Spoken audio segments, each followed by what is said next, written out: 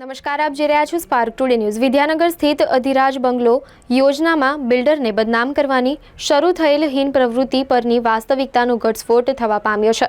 વિદ્યાનગર કરમસદ વિસ્તારમાં બિલ્ડર ચિંતનભાઈ સંઘવી દ્વારા નિર્માણ કરવામાં આવેલ અધિરાજ બંગલોની યોજનામાં જગ્યા મેળવી બાંધકામ કરવામાં આવ્યા બાદ ખરીદનાર દ્વારા 2.5 વર્ષ બાદ શંકા ઊભી કરી કાયદેસરની કાર્યવાહી હાથ ધરી બાદ બિલ્ડરને બદનામ કરવાની હીન પ્રયાસ કરવામાં આવતા તેનો ઘટસ્ફોટ થતા પ્લોટ ખરીદનાર દ્વારા જે દસ્તાવેજી પુરાવા દર્શાવવામાં આવી રહ્યા છે જે સત્યથી વેગળા હોય તેમ દસ્તાવેજી પુરાવામાં જે એન્જિનિયર ઓવેશ વોહરા દ્વારા જ સ્ટેમ્પ ખરીદી જેની ડ્યુટી પરિમલ પટેલ દ્વારા ચૂકવવામાં આવી ઉપરાંત દસ્તાવેજ પર જે સહી અને તેને પ્રમાણિત નોટરી દ્વારા કરવામાં આવી ઉપરાંત રજૂ કરવામાં આવેલ પરિમલ પટેલના ફોટા તથા આધાર કાર્ડની સત્યતા જોતા બિલ્ડર ચિંતન સંઘવીને બદનામ કરવાનું કાવતરું કે અન્ય કોઈ ખેલ પાડવાની મનસા જેવા સવાલની પોલીસ દ્વારા તપાસ હાથ ધરવામાં આવે તો દૂધનું દૂધ અને પાણીનું પાણી ઉજાગર થવા પામશે। મારું નામ ચિંતન સંઘવી, હું ટેલિન પ્રોજેક્ટ્સ LLPનો ભાગીદાર કે જે અધિરાજ બંગલોઝની સ્કીમ કરમસદ વિદ્યાનગર રોડ પર તારા ટાવર્સની સામે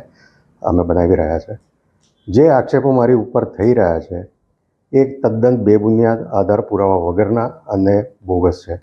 એનું કારણ એ છે કે 18 નવેમ્બર 2022ના રોજ જે એફિડેવિટની ઉલ્લેખ એન્જિનિયર તથા અર્બન ગુજરાત દ્વારા મનનભાઈ હિંગુ કરી રહ્યા છે કે જે તે વખતે પરિમલભાઈના સ્ટેટમેન્ટ પ્રમાણે એ અમેરિકા હતા અને અહીં આગળ એફિડેવિટ થઈ હતી, તો એ તમામ એફિડેવિટ કે એનેક્સ્ચર કે જ્યાં આગળ નોટરાઇઝ છે એ કોઈ બી કાગળ ઉપર ના મારી કોઈ સહી છે, ના મારા ભાગીદારની સહી છે, ના મારા કંપનીના લેટર હેડ પર થયું છે કે ના મારા કંપનીનો કોઈ સહી સિક્કાવાળો કાગળ છે। દરેકે દરેક એફિડેવિટ તમે જોશો તો ત્યાં આગળ ફક્ત ને ફક્ત એન્જિનિયર ઉવેશ વોરા અને નોટરી IA વોરાના સિક્કા અને સહીઓ છે। હવે જ્યારે વાત આવે છે બાંધકામ પરવાનગી મેળવવા બાબતે, તો અમારું કામ એઝ અ બિલ્ડર અમે એમને પ્લોટનો દસ્તાવેજ કરી આપ્યો ઓગસ્ટ 10, 2022ના રોજ। ત્યાંથી અમારી જવાબદારી પૂરી થાય છે।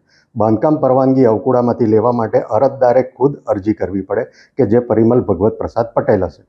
હવે પરિમલ પટેલ એમ કહે છે કે હું હાજર નથી તો આ એફિડેવિટ કઈ રીતે થયા એ પરિમલભાઈ પોતે જાણે, કેમ કે પરિમલભાઈ ત્યાં બેઠા બેઠા બી એન્જિનિયરને અને આને કાગળ પ્રોસેસ કરવા માટે આપી શકે છે। એટલે જે આક્ષેપો મારી વિરુદ્ધ થઈ રહ્યા છે એ કોઈ આધાર પુરાવા વગર છે। જો કોઈ આધાર પુરાવા હોય એમની સામે તો મને દેખાડે।